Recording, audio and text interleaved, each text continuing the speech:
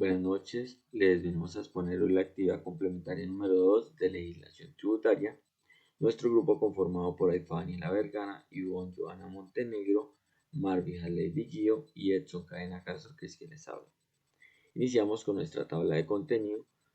Primero tenemos la infografía de contribuyentes, segundo el mapa conceptual de preguntas, tercero el cuadro sinóptico de ingresos y componente inflacionario, cuarto el mapa conceptual de ingresos presuntos o presuntivos. Iniciamos con la infografía. ¿Quiénes son los contribuyentes del impuesto sobre la renta? Tenemos a las personas naturales que son residentes o no residentes colombianos o extranjeros. Tenemos a las personas jurídicas que son empresas nacionales o extranjeras, sociedades de hecho. Tenemos las sucesiones ilíquidas, cuando el causante tenía residencia fiscal en Colombia. Tenemos también entidades del régimen contributivo especial, como algunas fundaciones y asociaciones si cumplen ciertos requisitos. ¿Quiénes son no contribuyentes? Tenemos la nación y entidades territoriales como departamentos, municipios, distritos. Entidades sin ánimos de lucro, como asociaciones de padres de familia, juntas de acción comunal, ligas de consumidores, etc. Instituciones educativas sin ánimo de lucro, las cuales tienen que estar aprobadas por el IFES. Fondos de pensiones, de cesantías, inversión colectiva, entre otros. Resguardos indígenas y comunidades negras con propiedad colectiva reconocida por ley. ¿Quiénes están obligados a declarar renta por el año gravable 2024 y 2025? Si una persona natural residente supera uno solo de estos topes en el respectivo año gravable, está obligado a declarar renta en el año siguiente.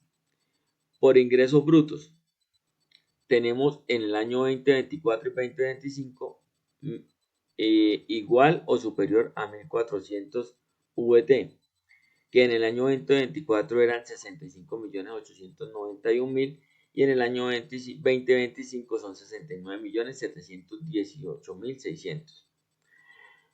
Por patrimonio bruto al 31 de diciembre tenemos 4.500 VT en los 2 años. El valor del 2024 es 211.793.000 y el 2025 son 224.095.500.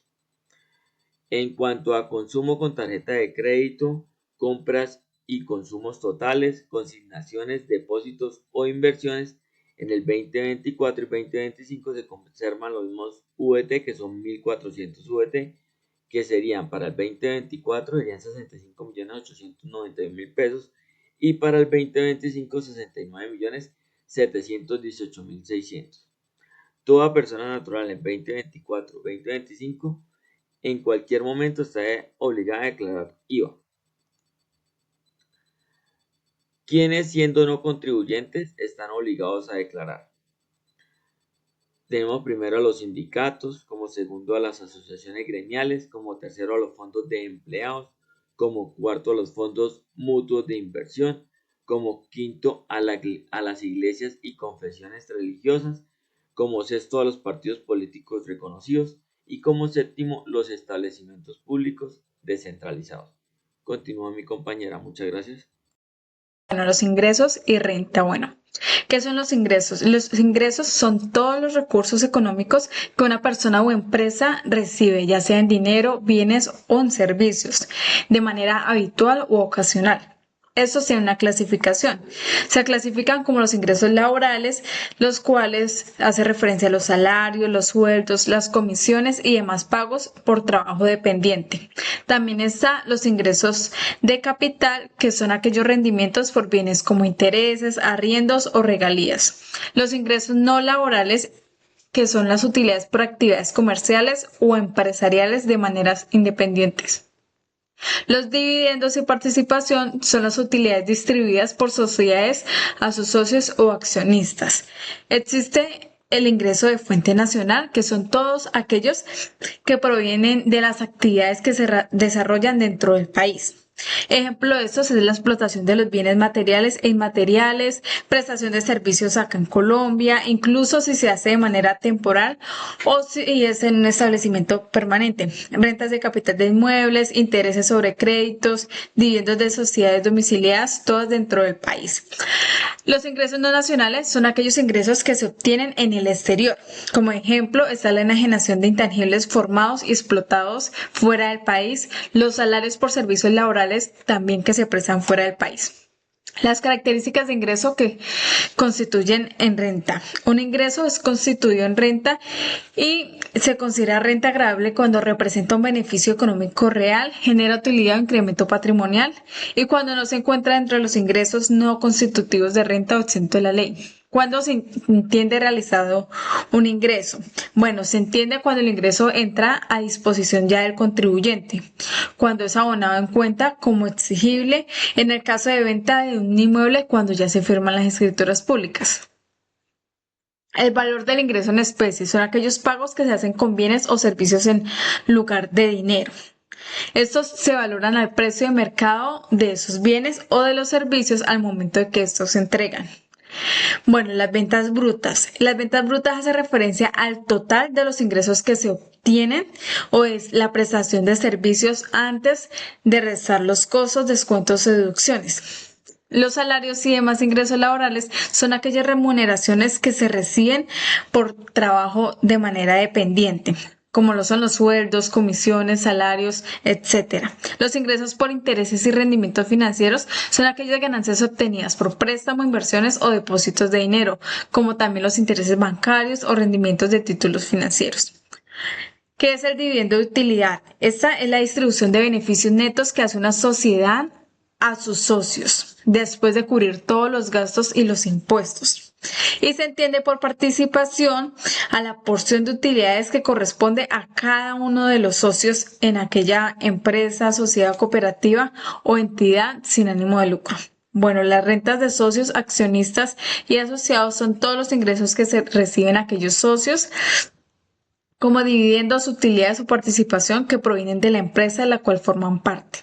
Bueno, continuamos con el cuadro sinóptico sobre ingresos que no constituyen renta ni ganancia ocasional. Bueno, son aquellos que no se consideran base para el cálculo del impuesto sobre la renta ni del impuesto a las ganancias ocasionales, aunque sí deben declararse si el contribuyente está obligado a presentar declaración de renta. Estos ingresos están regulados por el Estatuto Tributario Colombiano en los artículos 36 al 57 y tienen como objetivo excluir criterios, ingresos que aunque incrementan el patrimonio de una persona o empresa no representan un enriquecimiento gravable. Entre estos ingresos constituyen de renta ni ganancia ocasional están los aportes obligatorios a seguridad social. Incluyen salud, pensión, riesgos laborales y cajas de compensación. Son obligatorios por ley y no se consideran renta porque son para protección social. Indemnizaciones por seguros de vida. Cuando una persona pues fallece y sus beneficiarios reciben el seguro, este valor no es grabado. La ley excluye por su naturaleza indemnizatoria. Sí, las indemnizaciones por accidente, enfermedad o daño físico, pagos recibidos por lesiones personales, enfermedades o invalidez, compensan una pérdida y no generan riqueza nueva. Cesantías e intereses sobre cesantías. Son excluidos si se pagan conforme a la ley laboral. Aplica un límite anual para que sigan siendo ingresos no grabados. Aportes voluntarios a fondos pensionales y cuentas AFC. Hasta criterios límites, estos aportes no se consideran rentas y cumplen condiciones. Fomentar el ahorro para la vejez o compra de vivienda. Donaciones o regalos ocasionales si se reciben como ayuda y no forman parte de una actividad habitual. No son renta porque no provienen de un trabajo ni negocio. Herencias y legados son excluidos de renta, pero pueden ser grabados como ganancia ocasional al superar ciertos límites o no cumplan requisitos. Subsidios y ayudas estatales, programas sociales en el gobierno como ingreso solidario, no se consideran ingresos grabados porque su fin es proteger a población vulnerable como tal. Ganancia por venta de vivienda habitual. si el valor no supera los 7.500 VT, unidad de valor tributario, y es la vivienda familiar. Aumentar la inversión en vivienda. Bueno, ¿qué es el componente inflacionario en los rendimientos financieros?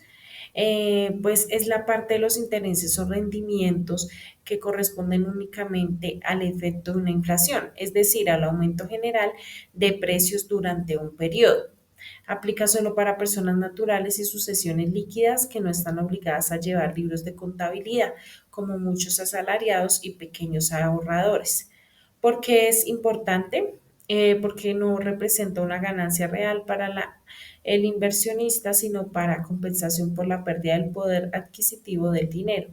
Por eso la ley lo excluye como ingreso grabado en algunos casos.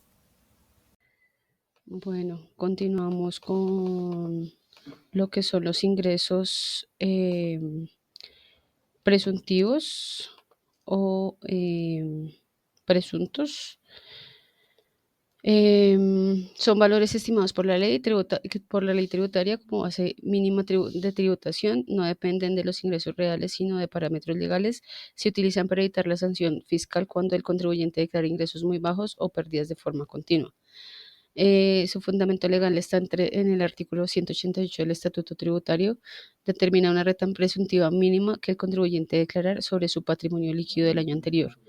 ¿En qué impuestos se aplican? Se aplican el impuesto sobre la renta, principalmente a personas naturales no asalariadas y personas jurídicas. Se aplica sobre la renta líquida ordinaria, que es inferior a la presuntiva, se toma esta última como base para calcular el impuesto. Y sobre el patrimonio líquido, es decir, la renta presuntiva se calcula sobre el patrimonio líquido por algún porcentaje. Al 2021 estaba con un porcentaje del 0.5%, y así sucesivamente, pues ha ido aumentando. A quienes no aplican, a empresas en liquidación, contribuyentes con más del 80% de ingresos exentos o no grabados, entidades sin ánimo de lucro, régimen tributario especial, en algunos casos. Su objetivo es garantizar un mínimo tributario a pagar, incluso cuando los ingresos reales sean bajos o nulos, y preservar el principio de equidad y progresividad tributaria.